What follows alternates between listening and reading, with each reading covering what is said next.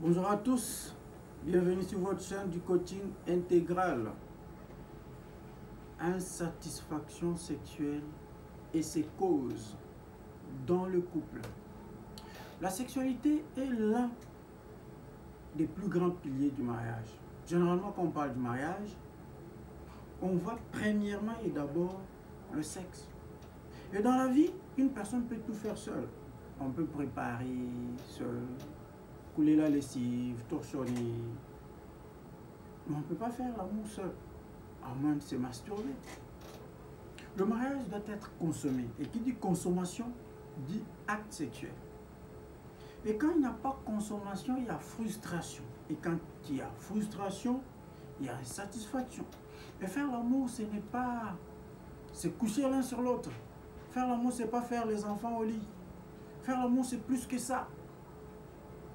Faire l'amour, c'est se donner l'un à l'autre, s'offrir à l'autre, s'ouvrir à l'autre, c'est vider pour le bien de l'autre.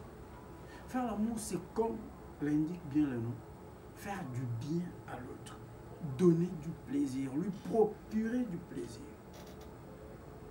Faire l'amour, c'est partager des instants inoubliables, un moment de plaisir intense avec une personne qu'on aime beaucoup, une personne qui a de la valeur, du prix à nos yeux, une personne qu'on porte à cœur.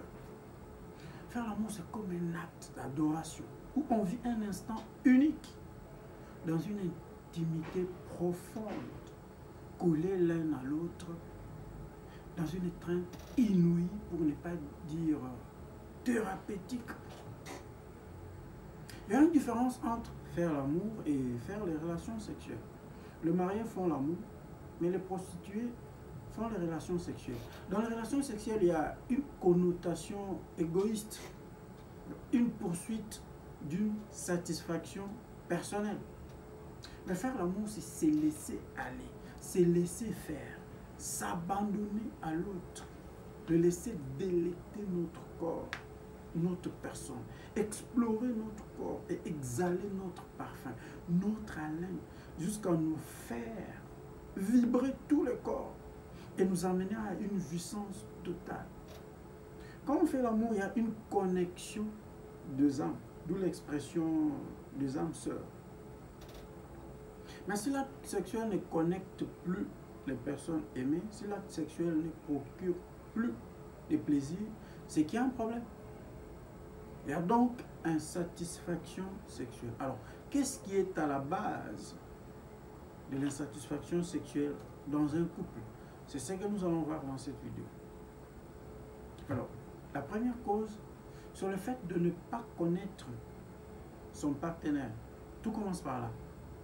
Naturellement, l'homme, pour satisfaire la femme, pense qu'il faut juste la pénétrer, c'est tout. D'où les recours aux aphrodisiaques pour bander pendant longtemps. Alors que la majorité des femmes n'éprouvent pas de plaisir intense par la pénétration. Et les femmes en général pensent que le préliminaire c'est seulement pour elles. Alors que les hommes aussi en ont besoin. Il y a des personnes qui jouissent ou qui sont totalement comblées seulement par les bisous, les câlins, les caresses, bref, par les préliminaires. Et vous avez tout ce qu'il faut pour ça. Vos mains, votre bouche, vos lèvres, votre langue, vos doigts, etc. Vous devez connaître votre partenaire et vous adapter à son goût. La deuxième cause, c'est le fait de ne pas connaître les points érogènes les plus sensibles de son partenaire. En général, quand on est excité, c'est tout le corps qui vibre. Donc, toutes les parties du corps sont érogènes, mais il faut connaître les plus sensibles de ton partenaire pour lui procurer un maximum de plaisir, pour lui permettre, comme on dit, non seulement de jouir, mais de prendre son pied. En dehors des parties érogènes générales qu'on connaît, le sein, les fesses, les cuisses, les parties génitales et autres. Mais chaque personne a ses parties érogènes les plus sensibles. Alors, il faut les connaître pour pouvoir lui procurer un maximum de plaisir. Troisième cause, c'est la baisse de libido. La baisse de libido s'explique ou se justifie par plusieurs facteurs. Il y a entre autres le manque de respect de la femme ou de l'homme. Il y a le stress, la colère ou la fatigue. Il y a le fait que la femme devient moins attirante. Donc une femme qui se néglige, moins de lingerie, pas assez de parfum, une routine due au fait de faire l'amour dans les mêmes positions, aux mêmes endroits, aux mêmes heures, ou un homme moins romantique. La quatrième cause, c'est la frigidité.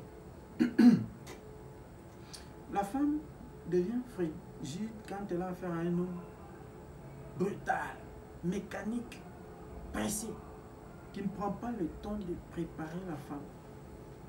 Il veut directement pénétrer dès qu'il est en érection et il se retire dès qu'il éjacule, sans se soucier de la satisfaction de la femme. Or, il y a des femmes qui jouissent ou qui sont totalement satisfaites juste à l'aide des préliminaires très bien faits. Normalement, c'est la femme qui évite l'homme à la pénétrer quand elle a suffisamment lubrifié ou quand elle se sent suffisamment excitée. La cinquième cause, c'est la fatigue. La sexualité, c'est comme un sport. C'est une activité physique. Ça demande beaucoup d'énergie. Donc, il faut être assez fort. Quand on les fait en état de fatigue, on ne parvient pas à bien jouir. Chez l'homme, on le constate par une éjaculation précoce ou une érection qui ne tient pas pendant longtemps. Une érection qui s'arrête juste au moment de la pénétration ou bien en plein débat sexuel sans cause. Sur la femme, elle s'étale là comme un cadavre, sans faire aucun mouvement. Elle laisse tout le travail à l'homme. Des fois, elle s'endort même pendant l'acte. La sixième cause, c'est la frustration. L'homme est satisfait quand il arrive à satisfaire sa femme. Donc la femme doit toujours être patiente. Elle doit éviter de frustrer l'homme quand ça n'a pas marché. Ça peut arriver et ça arrive de temps en temps. Quand tu reproches ton mari, au lieu de l'encourager, il va commencer à éviter l'acte sexuel pensant que ça va encore rater. Et c'est pareil pour l'homme. Si ta femme était trop fatiguée, elle n'a pas pu être performante, il faut éviter de la vexer parce que sinon elle sera frustrée et peut devenir frigide. Septième cause, la comparaison. Notez que tous les hommes et toutes les femmes ne sont pas pareils sur le plan sexuel. Il faut éviter de comparer ton mari ou ta femme avec ton ex. Ça peut le blesser ou le vexer. Et ça peut même lui donner le dégoût de l'acte sexuel et le pousser à aller voir ailleurs. À la rigueur, ça peut même le pousser à retourner avec son ex.